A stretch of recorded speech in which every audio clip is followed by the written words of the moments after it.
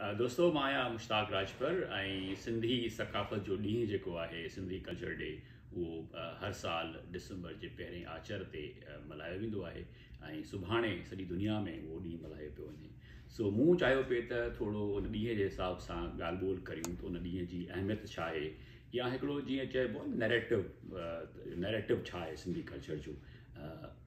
सो उन जे हिसाब सां मूं ॻाल्हि ॿोल करणु पई चाही त सिंधी कल्चर जेको आहे उहो सब कॉन्टिनेंट हुजे या दुनिया में जेके बि पुराणियूं तहज़ीबूं आहिनि उन्हनि मां हिकिड़ी तहज़ीब आहे इंडस वैली जी। ऐं सिंधी माण्हू जेके आहिनि सिंधी ॿोली ॻाल्हाइण वारा जेके आहिनि उहे उन तहज़ीब उन खिते मां माण्हू इहे आहिनि जेके सिंधी आहिनि। जेको दरिया आहे असांजो दरियाए सिंधु दरिया,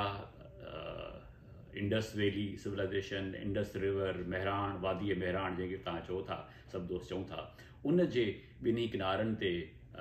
खॿे ऐं सॼे लेफ्ट बैंक राइट बैंक ते जेके माण्हू रहनि था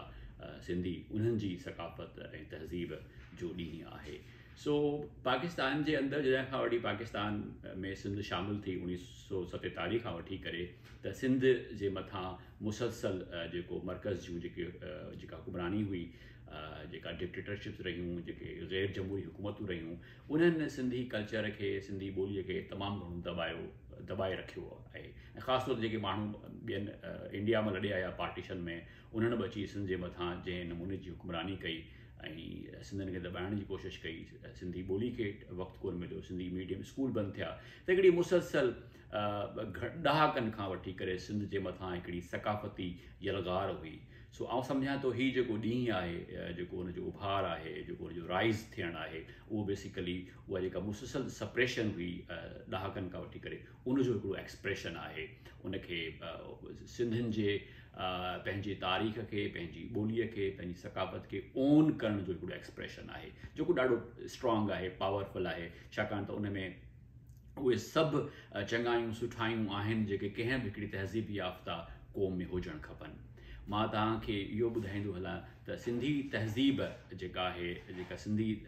उनजूं जेको नेशनल करेक्टर आहे, जेके उनजूं ख़ासियतूं आहिनि, उन में हिकिड़ी वॾी ख़ासियत इहा आहे त सिंधी माण्हुनि सिंध जे देश जे माण्हुनि कॾहिं बि ॿियनि मुल्कनि ते कब्ज़ा कोन कया आहिनि, काहूं कोन कयूं आहिनि। सिंध कॾहिं दिल्ली ते कब्ज़ो कोन कयो आहे, सिंध कॾहिं काबुल ते कब्ज़ो कोन कयो आहे, सिंध कॾहिं लाहौर ते कब्ज़ो कोन कयो आहे। असीं हिकिड़ो ज़रई दरिया जे किनारे ते हुजण जे करे असांजो खितो जेको आहे ख़ुशहाल रहियो आहे, अमीर रहियो आहे, सेल्फ सफिशिएंट रहियो आहे। उनखे कॾहिं बि ज़रूरत कोन पई आहे त उहो ॿियनि मुल्कनि ते काहूं करे ऐं उते वञी कब्ज़ा करे। डॉक्टर मुबारक अली बि पंहिंजे किताब में लिखियो आहे त मुंहं जे दड़े मां जेका खोजना थी, जेका डिस्कवरीज़ थियूं, जेके आर्टिफैक्ट्स ऐं ॿियूं शयूं उतां मिलियूं, उतां घणो कुझु मिलियो पर को हथियार कोन मिलियो। सो इहा शाहिदी आहे इन ॻाल्हि जी त सिंधी इवन जेका मुंहं जे दड़ जी तहज़ीब आहे, उन्हनि वटि बि एज सच के वेपन्स कोन हुया। सो असीं हिकिड़ी तारीख़ी तौर ते हिस्टोरिकल कॉन्टेक्स्ट में हिकिड़ी पुरअमन क़ौम आहियूं, को एग्ज़िस्टेंस में यकीन रखूं था। तव्हां मिसाल वठो त भई सिंध में जेको इस्लाम आयो आहे उहो मोहम्मद बिन कासिम या उनखां अॻु में मुख़्तलिफ़ ख़्याल आहिनि त सिंध में इस्लाम कीअं आयो, पर उनखां वठी करे मतिलबु अंटिल 1947 ताईं सिंध में हिकिड़ो कमाल जो को एग्ज़िस्टेंस रहियो आहे, यानी माण्हू गॾु रहिया आहिनि, उन्हनि में हारमनी रही आहे, वॾा के दंगा फसाद जहिड़ा कोन थिया आहिनि। तोड़े जो यानी डिफरेंसिस कुझु रहिया बि आहिनि, पर वरी का लार्ज स्केल ते का सिंध जे अंदरि विदिन सिंधी सोसाइटी का सिविल वॉर कोन थी आहे, या माण्हू हिक ॿिए जे पुठियां बंदूकूं खणी डंडा खणी कोन पिया आहिनि। सो हिकिड़ी तव्हांखे ब्रॉडली मैसेज मिलंदो ॾाढो अमुन जो, सुकून जो सिंध जे अंदरि तारीख़ी तौर ते। सो सिंधी सकाफ़त जूं तहज़ीब जूं इहे सुठायूं आहिनि, चङायूं आहिनि उन्हनि जूं, जिन खे असांखे उजागर करणु खपे। अॼु बि ॾिसो को माण्हू ॿाहिरां अचे थो, उहो पंजाब मां हुजे, northern part of the country हुजे, उहो कीअं सिंध में सिंधी माण्हू उनखे तंग नथो करे, उन इलाही वेलकमिंग रहियो आहे। सो अॼोके दौर में सिंधी छाकाणि त हिंदुस्तान में बि रहनि था, पाकिस्तान में बि रहनि था, दुनिया खां ॿाहिरि बि रहनि था, उनजे करे हीउ ॾींहुं जेको आहे असां सभिनी खे ॻंढे थो। ऐं ॿोली, सिंधी ॿोली जेका आहे असांजे कल्चर जो हिकिड़ो अहम हिसो आहे। कंहिं बि क़ौम जे जेके मेन इंग्रीडियंट्स आहिनि उन्हनि में ॿोली हिकिड़ो तमामु बुनियादी नुक़्तो हूंदो आहे उन्हनि खे ॻंढण जे लाइ, पाण में गॾु करण जे लाइ। सो सिंधी ॿोली बावजूदु यानी सदियुनि ताईं जेके हमला थिया आहिनि सिंधी ॿोली जे मथां, तव्हांखे यादि हूंदो त जॾहिं अरबन जी हुकूमत हुई सिंध जे मथां कोई 350 साल, तॾहिं सिंधी ॿोली ऑफिशियल ॿोली कोन हूंदी। उन खां पोइ फारसी जो दौरु हुयो ॾिघे अरसे ताईं, इवन जेसि ताईं अंग्रेज़ न आया, इवन जेके सिंधी हुकमरान असांजा हूंदा कलोड़ा ऐं टालपुर, उन्हनि जे ज़माने में सरकारी ॿोली हूंदी उहा फारसी हूंदी। पर पोइ बि ॾिसो कलोड़नि जे वक़्त में शाह लतीफ़ सिंधी ॿोली में शाइरी कई ऐं पंहिंजी ॿोली खे, पंहिंजी मादरी ज़बान खे उन तरजीह ॾिनी, त उन में पंहिंजी एक्सप्रेशन करे। सो